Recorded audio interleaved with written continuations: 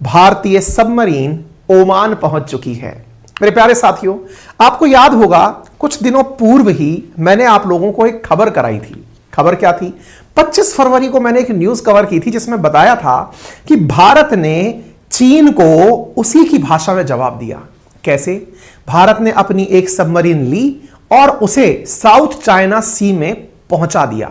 यह पहली बार था कि इंडियन सबमरीन जो पानी के भीतर 300 मीटर की गहराई में चलती हैं, वो घूमते घुमाते दुश्मन की नजर से बचते बचाते साउथ चाइना सी में इंडोनेशिया पहुंच गई। यह बात चीन को एकदम नागवारा गुजरी। उसे लगा कि यार ये तो हमारे साथ में गजब चैलेंज दे दिया। इंडिया ने कहा ये तो अभी ट्रेलर है, मूवी तो अभी बाकी है। तुमने जो इतने दिनों से मेहनत करके भारत के चारों तरफ स्ट्रिंग ऑफ पर्ल बनाई है, उसको तोड़ने के लिए तुम्हें डायमंड का नेकलेस पहनाने की तैयारी है। और उसी तैयारी में इंडिया ने अब एक और कदम आगे बढ़ा दिया है। इंडोनेशिया की खबर को पढ़े मात्र 5 ही दिन हुए हैं। इसी चैनल पर मैंने यह खबर कवर की थी। मैंने आपको बताया था कि इंडिया की कैसे सबमरीन वहां पर पहुंची है। इसकी बीच में एक और खबर आती है। First Indian submarine dock at Oman days after similar docking at Indonesia. मतलब जैसे हमने थोड़े दिन पहले इंडोनेशिया में अपनी सबमरीन पहुंचाई थी, वैसे ही भारतीय सबमरीन अब ओमान में जाकर के डॉक कर गई है। अरे भाई साहब, ये तो गजब चैलेंज दे रहे हो। हमें तो लगता था ये एक थ्योरी है कि चीन भारत को घेरने के लिए नेकलेस बना रहा है तो भारत उसके आगे डायमंड पहनाएगा, लेकिन ये तो आपने सच्चाई में करके दिखा दिया। जी हां साथियों, भारतीय नेवी हर दिन एक नया कीर्तिमान स्थापित कर रही है। पहली बार भारत की एक सबमरीन पड़ोसी मुल्क और सऊदी अरब सागर के अंदर तटवर्ती देश ओमान के अंदर दख्म पोर्ट पर पहुंच चुकी है। यह खबर प्रकाशित होती है। Indian Navy Kalvari class submarine INS Vela visited Oman port. और जब हम यहां पर पहुंचते हैं, यहां पर सलालाह करके स्थान है, वहां पर हम पहुंचते हैं और पहुंचकर अपने आप को डॉक करते हैं। यह घटना हमारे जकार्ता पहुंचने के जस्ट बाद की घटना है। कौन से पोर्ट पर पहुंचते हैं? तो पोर्ट है सलालाह, ओमान के अंदर हम इस पोर्ट पर पहुंचते हैं। मेरे प्यारे साथियों, यह अपने आप में गजब की न्यूज है। गजब न्यूज क्यों है यह मैं आपको दिखाऊंगा। हां जी, तो हमने यहां पे आपसे क्या कहा कि भारत की पहली सबमरीन जो है वो निकलकर इंडोनेशिया की तरह ओमान के अंदर सलालाह नामक पोर्ट पर पहुंच जाती है। यह खबर बाहर आती है और खबर निकलती है भारतीय पनडुब्बी INS वेला के बारे में, जो कि ओमान पहुंची होती है। और ओमान कहां है, मैप पर हम वो जानकारी आपको देंगे। कितनी खास है हमारे लिए यह खबर, यह भी हम बताएंगे। सूचना कहां से जारी हुई, यह जानकारी है वेस्टर्न नेवल कमांड की। वेस्टर्न नेवल कमांड ने जानकारी देते हुए कहा कि 28 फरवरी 2023 को हमारी INS वेला पोर्ट सलालाह, जो कि ओमान के अंदर है, वहां पर पहुंचती है और यहां पहुंच करके इंडियन ओशन रीजन में क्या क्या सुरक्षा के लिए और कार्य किए जा सकते हैं वो कार्य करती है। तस्वीरें साझा की जाती हैं। INS वेला पोर्ट सलालाह पर है। मेरे प्यारे साथियों, जब हम यह जानकारी आपको देते हैं कि वेस्टर्न नेवल कमांड ने जानकारी दी, तो आपके मन में एक जिज्ञासा बनती है। आपके मन में जिज्ञासा बनती है कि सर और कौन से नेवल कमांड हैं हमारे पास में, जरा उनकी जानकारी दीजिए। मेरे प्यारे साथियों, भारतीय नेवी के पास में 2 वर्किंग ऑपरेशनल कमांड हैं। कौन कौन से कमांड हैं? 2 ऑपरेशनल कमांड। एक है वेस्टर्न नेवल कमांड जिसका मुख्यालय मुंबई में है। दूसरा है ईस्टर्न नेवल कमांड जिसका मुख्यालय विशाखापट्टनम में है। एक और कमांड भी है जिसका नाम ट्रेनिंग कमांड है और जो कि हमारे लिए थर्ड कमांड के रूप में रिकॉग्नाइज किया जाता है, जिसे सदर्न नेवल कमांड कहते हैं, जिसका मुख्यालय कोची में है। यानी हमारे नेवी के जितने भी ऑफिसर्स हैं या फिर जो स्टाफ ट्रेनिंग है वो सामान्यतः सदर्न नेवल कमांड कोची पर आयोजित कराई जाती है। और जो पोस्टिंग होती है या सुरक्षा के लिए भारत अपने पूर्व और पश्चिम को, अगर हम भारत के मैप को देखें तो ये वेस्ट साइड है और ये ईस्ट साइड है। वेस्ट साइड को कवर करने के लिए वेस्टर्न नेवल कमांड और ईस्ट साइड को कवर करने के लिए ईस्टर्न नेवल कमांड। और हम जो ट्रेनिंग लेते हैं वो नीचे की तरफ दक्षिण जो हमारी नेवल कमांड है उससे लेते हैं। 2 ऑपरेशनल और 1 ट्रेनिंग कमांड हमारे पास में है। ठीक है। भारतीय नेवी के जो मुख्य बेसेस हैं वो कहां कहां पर हैं? मुंबई, गोवा, कमर्स, कोची, चेन्नई, विशाखापट्टनम, कोलकाता और पोर्ट ब्लेयर में है। क्लियर? ये जानकारी मैंने अतिरिक्त आपको यहां पर दी है। कौन सी सबमरीन पहुंची है? आंसर है आईएनएस वेला यहां पर पहुंची है। ठीक है साहब, अब जानकारी है कि ये ओमान है कहां जहां हम पहुंचे हैं, वो बताइए मेरे प्यारे साथियों। यदि आपको भारत का मैप दिखाई पड़ रहा हो तो मैं आपको कुछ जानकारी दिखाना चाहूंगा, एक बार के लिए देखें आप।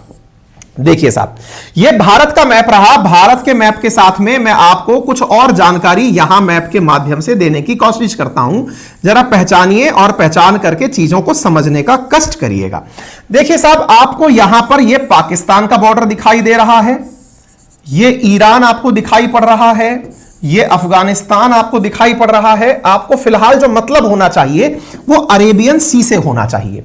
अगर आप इस मैप को ढंग से समझ रहे हैं तो आप सारी व्यवस्था को ढंग से समझ जाएंगे, किसी प्रकार की कोई दिक्कत आपको नहीं आएगी। देखिए, अरेबियन सी से हम इस तरफ चलना शुरू हुए।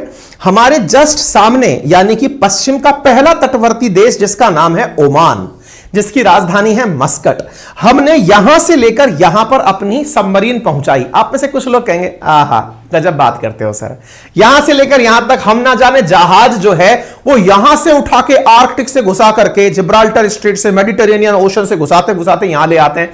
इसमें कौन सा रॉकेट साइंस कर दिया हमने यहां पहुंचा करके? अरे भाई कर दिया, कर ये दिया किसी दूसरे देश के पोर्ट पर अपनी डिफेंस इक्विपमेंट को उतार देना। ये आपके उस देश के प्रति जो संबंध है, उस देश के साथ आपके जो व्यवहार हैं, उसकी प्रगाढ़ता को दर्शाता है। यह मजाक नहीं होता।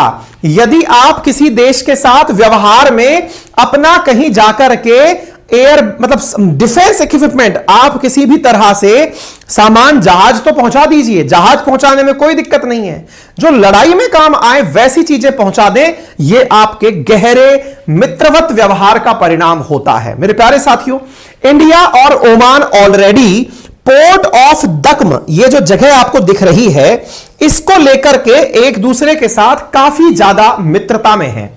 मतलब यह बात है कि भारत ओमान पर ये जो पोर्ट ऑफ दक्म है, इस पर ऑलरेडी एक जॉइंट वेंचर कर चुका है। इस पोर्ट ऑफ दक्म पर भारत के द्वारा स्पेशल इकोनॉमिक जोन का निर्माण करवाया जा रहा है, जहां पर भारत की बहुत सारी कंपनियां इंक्लूडिंग अडानी यहां पर बहुत सा बड़ा पोर्ट बना रहे हैं और इस पोर्ट के माध्यम से सामान बेचने का काम किया जाएगा दुनिया भर के अंदर। लेकिन इसी के जस्ट नीचे की तरफ यहां पर पोर्ट ऑफ सलालाह प्रेजेंट है, जहां पर हमने अपनी आईएनएस वेला को भेजा है। यह अपने आप में इतनी महत्वपूर्ण खबर है कि किसी दूसरे देश के पोर्ट पर अपनी सबमरीन उतार देना, इस तरह से सुनने को अगर मिले कि 75 साल में पहली बार हो रहा है, तो आप जरा विश्वास करें कि यह खबर कितनी मायने रखती है। दुनिया के बहुत से देशों को आप सुनते हैं कि उसने अपना जहाज यहां पहुंचा दिया। हमने अक्सर चीन के बारे में सुना है, कभी वो हम्बन टोटा में कुछ टिका देता है, कभी ग्वादार पर टिका देता है। इंडिया ने अब उसी की फिलॉसफी से खेलना शुरू किया है। पहले इंडोनेशिया में हमारी पहुंचती है सबमरीन, अब हम ओमान में पहुंचाते हैं। हम वहां पहुंच रहे हैं दुनिया को यह दिखाते हुए कि देखिए हमारे सैन्य गठबंधन कितने मजबूत हैं। मेरे प्यारे साथियों, यह जगह क्यों मायने रखती है अब वो भी जान लीजिए। देखिए, असल मायने में यह वाली जो जगह ओमान है, यह नजदीक है किसके? स्ट्रेट ऑफ हॉर्मुज के। स्ट्रेट ऑफ हॉर्मुज क्या है? असल मायने में गल्फ कंट्रीज से जितना भी तेल निकलता है वो अरब सागर से होकर के जाता है, तो स्ट्रेट ऑफ हॉर्मुज क्रॉस करता है। ओमान स्ट्रेट ऑफ हॉर्मुज पर बैठा हुआ है। ऐसी स्थिति में भारत का ओमान से मित्रवत व्यवहार हमारे लिए ओमान में हमारी स्ट्रेटेजिक लोकेशन को मजबूत करता है। अब आप पूछेंगे, सर जो हमने यहां सबमरीन पहुंचाई है उसकी कोई विशेषता है क्या? मैंने कहा बिल्कुल है, और वो विशेषता आपको एग्जाम पर्सपेक्टिव से भी पता हो तो बेहतर है। बोले जैसे? हमने कहा देखिए, भारत में वर्ष 2005 के अंदर एक रणनीति बनाई गई थी। क्या बनाई गई थी? नाम था उसका प्रोजेक्ट 75। इंद्र कुमार गुजराल साहब की सरकार हुआ करती थी। उन्होंने यह डिसीजन लिया कि भारत अगले 30 सालों के अंदर 25 नई सबमरीन बनाएगा। इन 25 नई सबमरीन को बनाने की जो प्रोजेक्ट था उसका नाम प्रोजेक्ट 75 दिया गया। इसी प्रोजेक्ट को ध्यान में रखते हुए भारत ने फ्रांस के साथ मिलकर $3.75 बिलियन के अंदर शुरुआती 6 कलवरी क्लास की सबमरीन बनाने का निर्णय लिया। उन्हीं 6 सबमरीन्स में से एक आईएनएस वेला है, जिसे आप सुर्खियों में देख रहे हैं। जी हां मेरे प्यारे साथियों, भारत ने प्रोजेक्ट 75 के तहत कुल जो 6 सबमरीन बनाने का निर्णय लिया था, उनमें से ही एक आईएनएस वेला है, जो कि डीजल इलेक्ट्रिक अटैक के लिए जानी जाती है। यानी जनरली जब यह ट्रेवल कर रही होती है तो डीजल चलाती है, काम में लेती है, लेकिन जब यह दुश्मन की सीमा में होती है तो बैटरी का उपयोग करती है, ताकि उसे पता ही ना चले कि वहां से कोई भी पनडुब्बी गुजर रही है। क्योंकि पनडुब्बी या सबमरीन की सबसे बड़ी खासियत यह होती है कि यह जल के नीचे, तल के अंदर चलती है। जब वहां चलती है तो दुश्मन को ना पता चले कि कोई डिफेंस का सामान निकल गया या कोई भी युद्धक उपकरण निकल गया, इसलिए इसके द्वारा आवाज ना किया जाना इसकी सबसे बड़ी महत्वता मानी जाती है। मेरे प्यारे साथियों, यह जो सबमरीन है यह भारत में कमीशन 2021 में ही हुई है, यानी 2019 में इसकी लॉन्चिंग थी, 2021 में ही हमारी नेवी को यह मिली है। आपको याद हो, प्रोजेक्ट 75 के तहत अब आईएनएस वगशीर ही मिलना बाकी हमारे पास पूरी पांचों की पांचों सबमरीन ऑलरेडी आ चुकी हैं। एकदम अपडेटेड हमारी आईएनएस वेला है।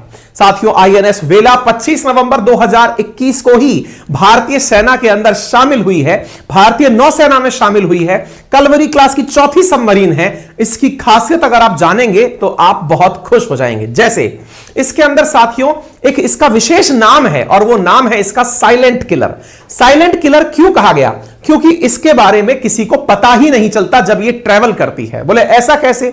बोले ये लंबे समय तक अपनी बैटरी का उपयोग करके चुपचाप ट्रेवल कर सकती है। यानी इसके अंदर जो बैटरी की कैपेसिटी लगाई गई है वो इसे साइलेंट ट्रेवल, इलेक्ट्रिक व्हीकल है ना, जैसे इलेक्ट्रिक गाड़ियां चलती है तो आवाज का पता नहीं चलता, एग्जैक्टली इसके केस में भी है।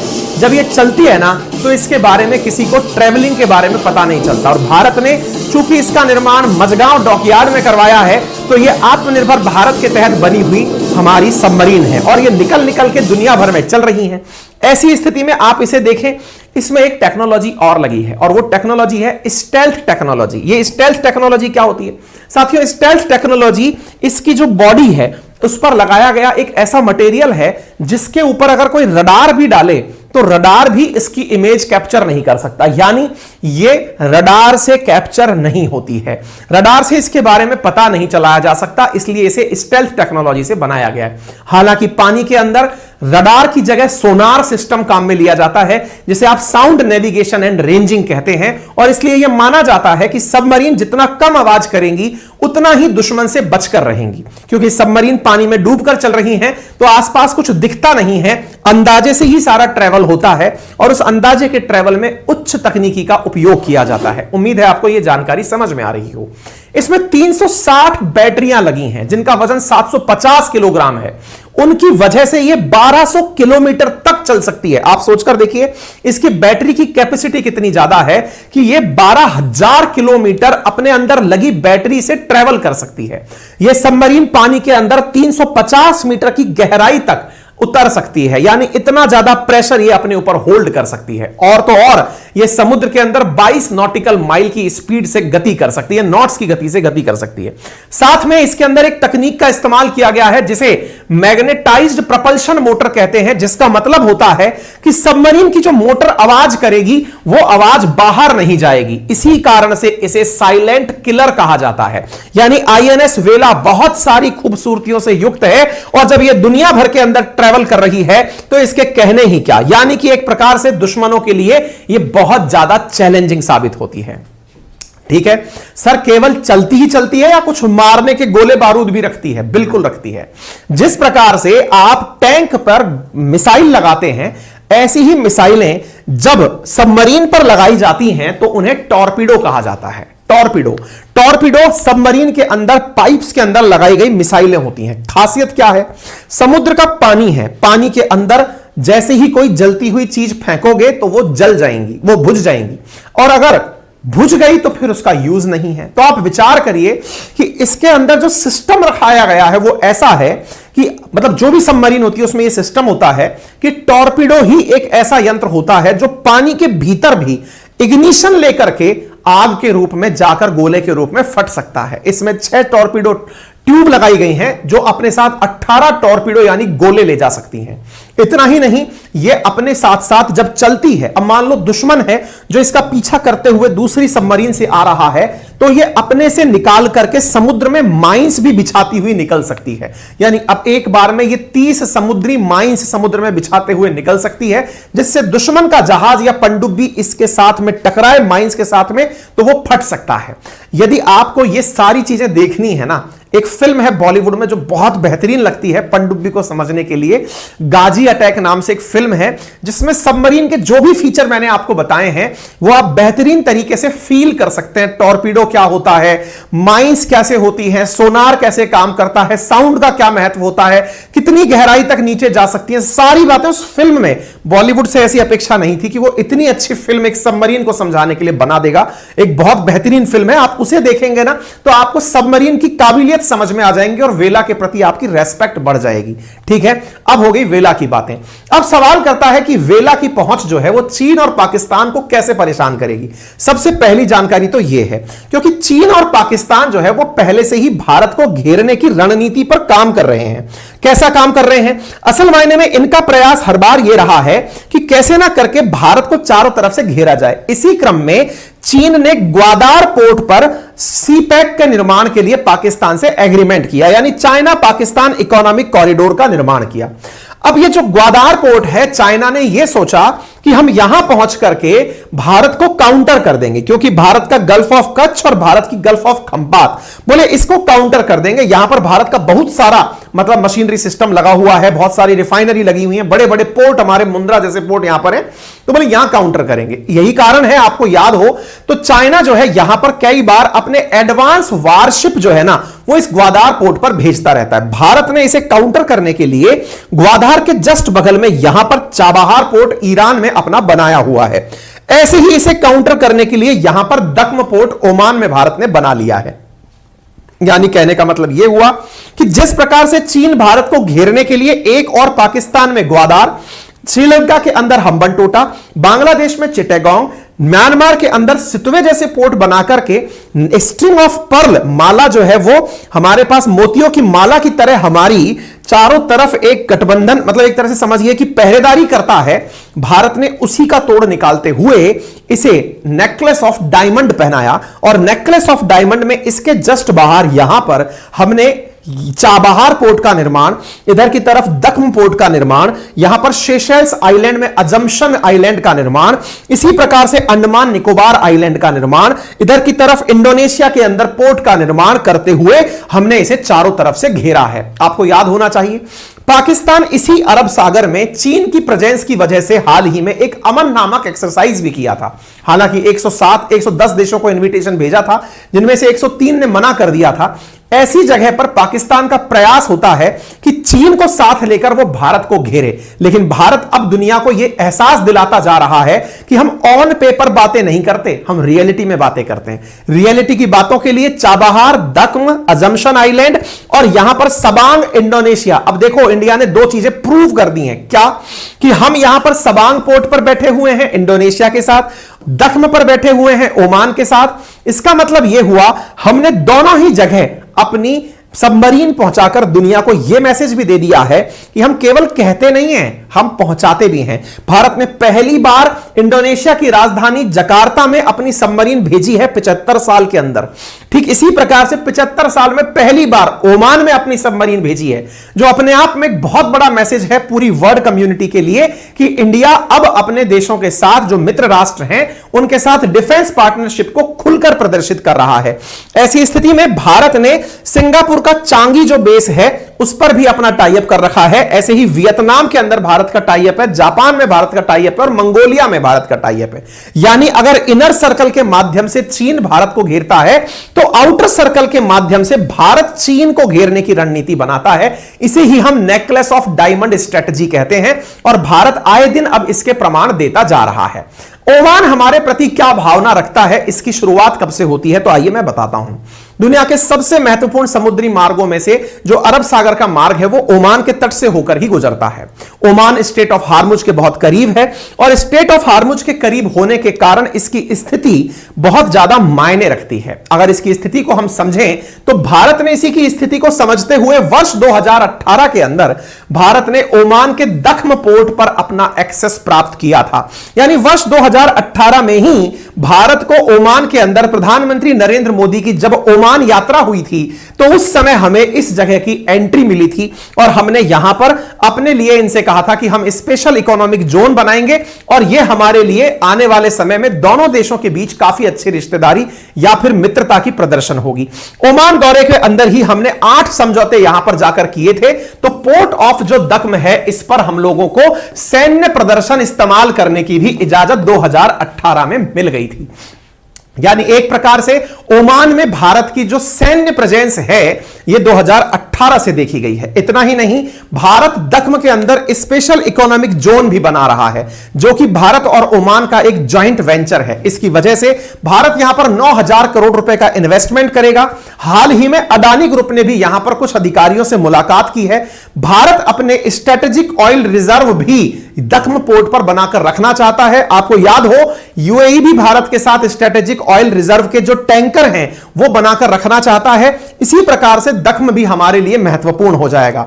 साथ साथ इंडियन एक्सप्रेस की एक रिपोर्ट में बताया गया है कि इस पोर्ट पर हम अपने द्वारा एक हमलावर पनडुब्बी और 2 लंबी दूरी के समुद्री गश्ती विमान भी तैनात कर सकते हैं। आप इस पॉइंट को समझकर चलिए कि हमने इस बार जो दख्म के ऊपर जो समझौता किया है वो मिलिट्री पर्पज से, डिफेंस पर्पज से भी किया है और उस पर्पज में हमने अपने द्वारा सबमरीन और फाइटर जेट तैनात करने की ओमान के साथ टाई अप किया है। साथ साथ हम यहां पर निगाह रखने वाले विमानों की भी तैनाती कर सकते हैं। यह हमने ऑलरेडी इनके साथ समझौता किया हुआ है। कहने का मतलब यह हुआ कि चीन को अगर यह लगता है कि वो भारत को काउंटर कर सकता है या भारत को घेर सकता है तो भारत उससे एक कदम आगे अपने अभ्यास में लगातार चल रहा है।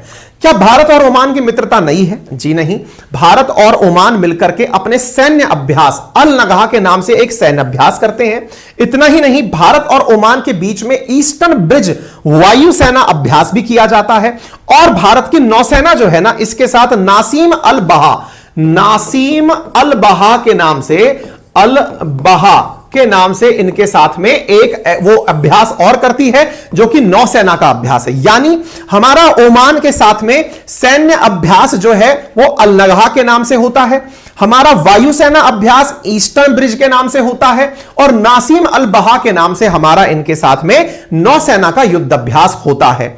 आजकल तो सुर्खियां यह भी हैं कि भारत ने हाल ही में जो यूएई के साथ संबंध स्थापित किए हैं जिसमें अगले 5 सालों के अंदर $100 बिलियन तक ट्रेड पहुंचाने की जिम्मेदारी हमने ली है।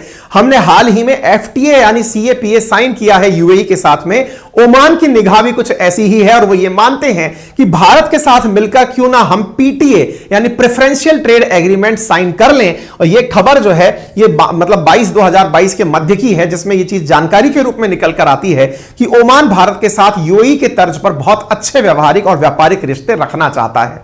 उम्मीद है आप सभी साथियों को ओमान में हमारी जो प्रेजेंस है इसका महत्व समझ में आया होगा, वैल्यू समझ में आई होगी कि भारत ने कितना बड़ा कीर्तिमान यहां पहुंचकर किया है। एक प्रश्न है अभ्यास से संबंधित, एनडीए के अंदर पूछा जा चुका है वर्ष 2020 में नसीम अल बहार हम किसके साथ बायलैटरल एक्सरसाइज करते हैं। प्रश्न जो है हमने आपको थोड़ी देर पहले ही यहां पर दिखाया है। नसीम अल बहार जो है वो भारत किसके साथ एक्सरसाइज करता है? ओमान के साथ। ये हमने आपको प्रीवियस ईयर एग्जाम्पल के साथ दिखा दिया है। उम्मीद है आप सभी साथियों को यह जानकारी पसंद आई हो। ज्योग्राफी की लोकेशंस यदि आपको बहुत ज्यादा मोटिवेट करती हैं तो मैपिंग की हमारी क्लासेस शुरू हो चुकी हैं जिसका लिंक इस समय आपकी मतलब स्क्रीन पर चल रहा है। कमेंट बॉक्स में हमने अपना एप्लीकेशन पिन कर दिया है जहां पर हमारी वर्ल्ड ज्योग्राफी की क्लासेस जर्नल अवेयरनेस बैच के अंदर चल रही हैं। जर्नल अवेयरनेस बैच में हम Indian polity, Indian geography, world geography, Indian polity, history और इकोनॉमी डिस्कस करेंगे। उसमें जो वर्ल्ड ज्योग्राफी का सेशन फिलहाल चल रहा है उसमें हम साथ साथ मैपिंग भी लेकर चल रहे हैं। यदि आप किसी भी प्रतियोगी परीक्षा की तैयारी कर रहे हैं तो यह बैच वर्थ बाइंग है। मात्र 1999 में आप जाकर उसे एक्सेस कर सकते हैं। क्लियर? कंटेंट क्लास पूरी होने के बाद अभी टेलीग्राम पर डाल दिया जाएगा। साथियों, ये सेशन मंडे टू फ्राइडे ही है, सैटरडे संडे ऑफ रहेगा, पेड क्लास भी ऑफ रहेगी और ये वाली यूट्यूब क्लास भी ऑफ रहेगी। लेकिन आपको आरएनए के ऊपर कुछ इंपॉर्टेंट वीडियोस काट काट कर हम डालते रहेंगे ताकि आपका कंटिन्यूएशन में रिवीजन होता रहे। ठीक है, बाकी आप में से कोई भी साथी अगर जुड़कर पढ़ना चाहता है तो हमारा जो हमने आपसे कहा ना स्टैटिक जीके का, जिसमें हिस्ट्री, ज्योग्राफी, पॉलिटी, इकोनॉमी चारों सब्जेक्ट हैं, पूरी 1 साल की वैलिडिटी के साथ कोर्स शुरू हो चुका है। यदि आप में से कोई साथी उसे ज्वाइन करना चाहता है तो बिल्कुल इसी तरह से बोर्ड पर बेहतरीन कंटेंट के साथ आपको कोर्स दिया जा रहा है। ठीक है, आप लोग उसे यूज कर सकते हैं। मात्र 1999 में आपको साल भर के लिए कोर्स उपलब्ध कराया जा रहा है, जिसे बहुत एनालिसिस के साथ आप लोगों को पढ़ाया जा रहा है। कहां पर उपलब्ध है तो लिंक एप्लीकेशन का हमने कमेंट बॉक्स में पिन कर दिया है। इसके अंदर पेड कोर्सेज के अंदर आप पहुंचे, यहां पर प्रॉपर आपको पीडीएफ भी कंटेंट की मिलेगी, बढ़िया डिजिटल बोर्ड से होती हुई हमारी क्लासेस भी मिलेंगी, और कुछ नहीं तो जिन्होंने क्लास ले ली है उनसे फीडबैक ले लो, बाकी फिर खुद से डिसाइड कर लेना। अगर आपके कुछ डाउट हैं कि लैंग्वेज कैसी होगी, जैसे मैं पढ़ा रहा हूं वैसे ही पढ़ाऊंगा, पीडीएफ मिलेगा या नहीं, बिल्कुल मिलेगा। क्लास लाइव जो निकल चुकी हैं वो रिकॉर्डेड फॉर्मेट में भी मिल जाएंगी, शाम 8:30 बजे होती हैं, मंडे टू फ्राइडे होती हैं। ठीक है साहब, अधिक जानकारी के लिए आप हमारी टेक्निकल टीम को इन नंबर्स पर कॉल कर सकते हैं, सुबह 8 से लेकर के रात 8 बजे तक।